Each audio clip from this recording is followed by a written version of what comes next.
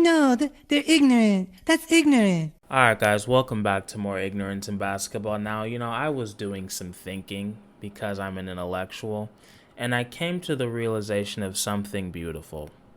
I realized that the Phoenix Suns have the best bench in the league, no question. Now, I will be honest and say that Nets bench is a little bit scary, but like I said last year, Kyrie, KD, Blake Griffin, and now maybe James Harden are injury prone. So, what's the likelihood that they all stay healthy? I would say it's pretty damn slim. So, we'll see what happens. But let's just break this bench down real quick before we get into JaVale. First off, we got Cameron Payne. Is his life a Disney movie? Yes. Is it inspirational?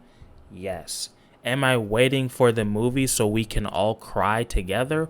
110%. Also, how many 30-point games did this man have in the playoffs? He proved that he is ready and he's going to lead the bench to success. Also plays extremely fast. That's another thing. Everybody that's coming off the bench could start on a playoff team and plays fast. And then next we got Landry Shamet.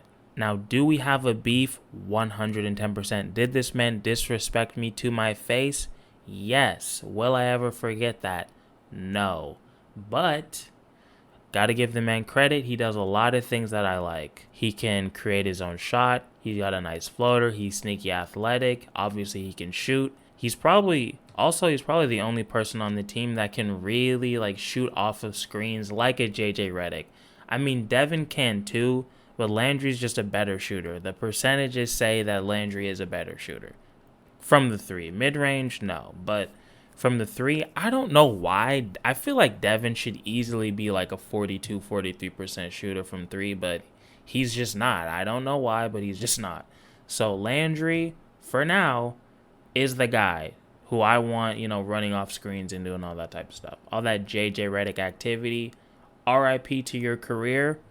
It was a real one, and that's for JJ Redick. For those of you who didn't know he retired, which is probably most of you. And then coming off the 3 spot, we got Cameron Johnson. Do I even need to say anything? His and really everybody's playoff debut brought a tear to my eye. How proud I was. I felt like a stepfather. Not fully a father yet because I don't know them. There's a distance there, but I felt proud. And it was a beautiful thing to watch. Obviously, the man can shoot.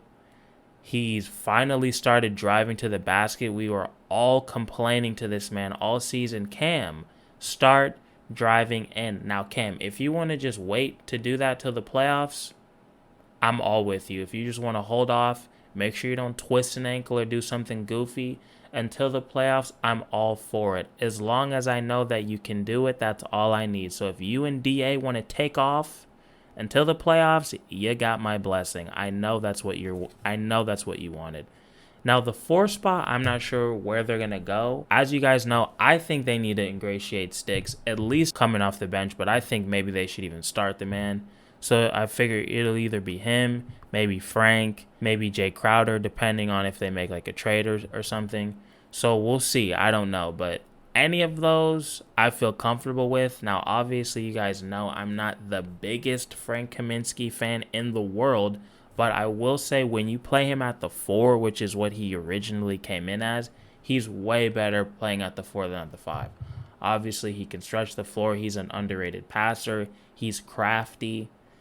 And as long as I don't have to worry about him protecting the rim, I'm fine with it, to be honest. So now if you want to play Frank, you're not going to be able to play as fast, but JaVale is a one-man fast break. The man is constantly running. Every time JaVale McGee is on the court, he's playing like he's in the NBA Finals, and there's 1 minute left. So I love that about him. You can't help but root for a guy who plays like that. So I think he'll make up a lot of the defensive slack that whoever's playing at the 4 is going to bring. So obviously JaVale's playing at the 5, and I'm not going to lie to you. Every time I hear the name JaVale McGee, I do think about Shaqtin' the Fool, but it's not fair to him because let's be real, the man has 3 rings and just came off of winning an Olympic gold medal. Now, As far as JaVale's skills, I got a list of 14. Let's get rid of the obvious ones. Alright, I apologize for interrupting this video. I know you're having a blast with a capital B, but I did just get a message from YouTube and they wanted me to personally let you know that if you like the video and subscribe to the channel, YouTube, not me, but YouTube, will be sending you a VHS copy of Lion King 1.5. Now, some would say this is the opportunity of a lifetime, and I personally would not pass up on this opportunity, but we're all sentient beings here, I hope, and you can make the decisions you want to make, and you will have to live with those decisions. Some of us will be getting that VHS copy, and some of us won't. So I'm going to end it there. Let's get back to the video. Obviously, he's extremely athletic. His wingspan is crazy. Wherever he's at, he will be the tallest, lankiest dude on the court. His wingspan is just something you'd see out of Skyrim or something. It's unnatural and it's strange, but I'm all for it. Like I said, he plays extremely hard. Typical type of center normally for most of his plays, just setting screens, rolling to the basket, put back dunks, catching lobs, things like that. But like I said, the man is a lot more skilled than I had thought. Now, obviously, I went back and I did my research before I just started talking, and that is why I know of all these skills. First off, JaVale McGee can shoot threes. Did you know that? Because he can. Now, let me just preface this, okay? Just because you can do something doesn't mean you should, but sometimes it's nice to have options. Now, do I want JaVale McGee running the point and shooting 10 threes a game? Probably not. But it's nice to know if you need to stretch the floor, maybe you go to JaVale, maybe you don't. But it's at least nice to have the option. You know what I mean? So, yeah, like I said, he can shoot threes. His touch is actually really nice. I see this dude obviously doing like basic putback dunks, but I mean, he's doing Euro steps, putting spin on the ball. He's doing floaters from the free throw line. It's like, what? Are you European? Because you have skill. I see this man, running the fast break successfully. I mean, if you're taking the ball from free throw line to free throw line and finishing with a Euro step and you're basically 8 feet tall, I give you a lot of credit. There's people that are 5'6" at the park that can't do that. So, I mean, the man is skilled. And let me just say this. I know I'm all over the place, but you guys should be used to it by now. Let me just say this. JaVale McGee, just 2 years ago on the Lakers, had a game where he had 33 points, 20 rebounds, and 6 blocks. And he's coming off the bench. Now let's talk about JaVale's defense. I also think that's underrated. Obviously, he's like a typical shot blocker. I've seen this man block all kinds of shots. I've seen him block, obviously guards trying to get to the rim. I've seen him block jump shots from like, small forwards in the corners. I've seen him block big men trying to shoot jumpers over him. Didn't work. Jokic. Jokic isos him, tries to get a little baby hook in there. Not today. Not today. So, and hell, I've even seen him, when Russell Westbrook was trying to ISO him in the playoffs, I've seen him, catch him a couple times. So, again, I'm sorry to pick on Frank Kaminsky, but he and Dario were the backups, and that's not my fault. I didn't sign them. I definitely wouldn't have. Because they're bad. So, let's be real. When we saw Frank get ISO'd by a guard, I'm like, oh, okay, this is 3 points for the other team. Maybe even 4. But when I see JaVale get ISO'd, I just feel a lot better about it. I don't love it, but I feel a lot better about it. Like, JaVale is somebody, when he's on the floor, he's not going to get punked by anybody. Dario is like, okay, who's he going to get punked by today? Is it going to be Embiid? Is it going to be Giannis? Is it going to be AD? It's like, who's going to bust his ass today? Same thing with Frank. But JaVale, he may do something that's going to make me angry, trying to run a fast break and bounce the ball off of his knee or some stupid shit like that.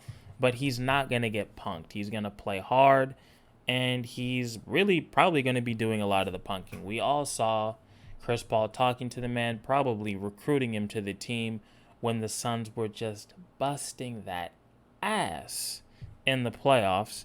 And that's probably Chris Paul's greatest assist of the year. So shout out to you, CP3. I see you. I see you.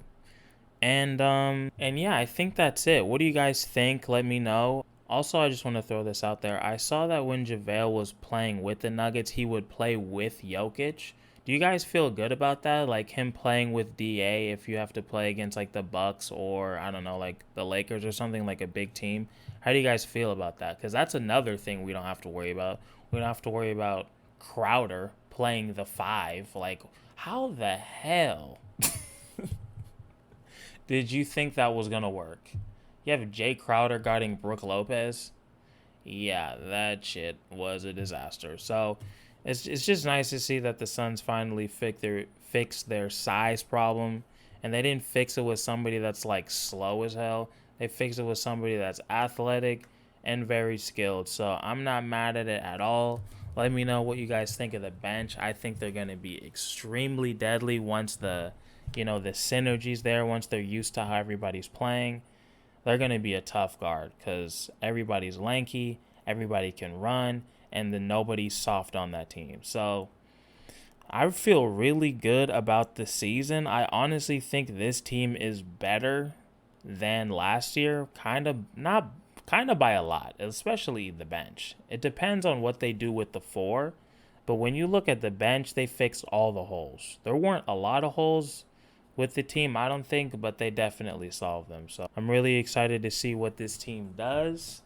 And that's it. You guys let me know your thoughts, and I'll talk to you soon. Peace.